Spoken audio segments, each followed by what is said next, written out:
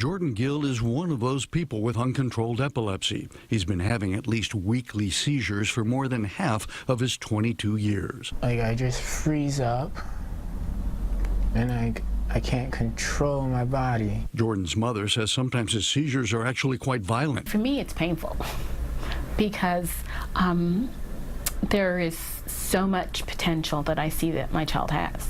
For patients like Jordan, where medications failed, surgery can be an option, removing the abnormal bit of brain that starts a seizure. But if that area serves vital brain functions or seizures are coming from multiple brain areas, that surgery is impossible.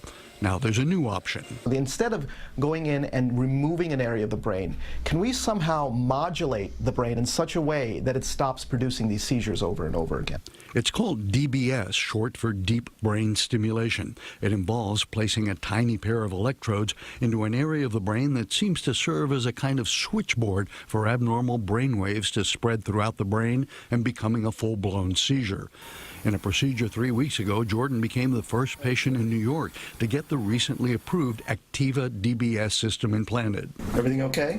And now Dr. Ashish Mehta, the director of epilepsy surgery at Northwell Health, is about to turn on the battery-operated stimulator. No tingling?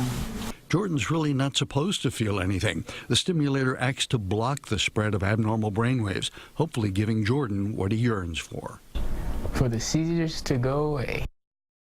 I'll bet. Now, we won't know if it's actually working until Jordan's seizures become less frequent and less intense. Dr. Mehta said that in clinical trials, the Activa system reduced seizures by as much as 75%, which would allow Jordan to pursue his dream of becoming a painter or a sculptor. And this DBS system has already been used for a number of years in Parkinson's, OCD, dystonia, other movement kinds of disorders. So that technology has been around for a while. It's just a different target in the brain. This is a new target that they found for epilepsy.